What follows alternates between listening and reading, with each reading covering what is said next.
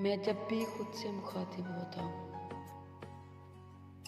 मैं जब भी खुद से मुखातिब होता हूँ, एक हजूम सब्र पा पाता हूँ। फिर गश सा तारी होता है और वो जान हमारी होता है। फिर गश सा तारी होता है और वो जान हमारी होता है। बस सांसों का तसलसल रहता है, बस सांसों का तसलसल रहता है।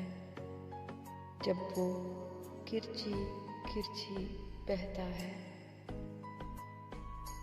फिर सन्नाटे का मातम होता है, फिर सन्नाटे का मातम होता है।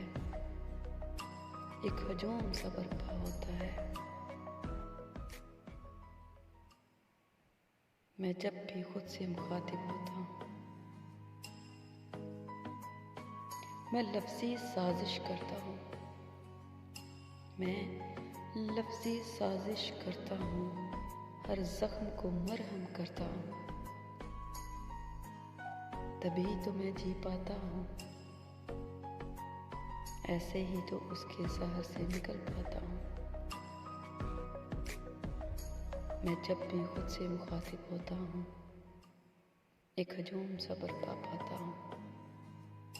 फिर गश सा तारी होता है और वो जान हमारी होता है।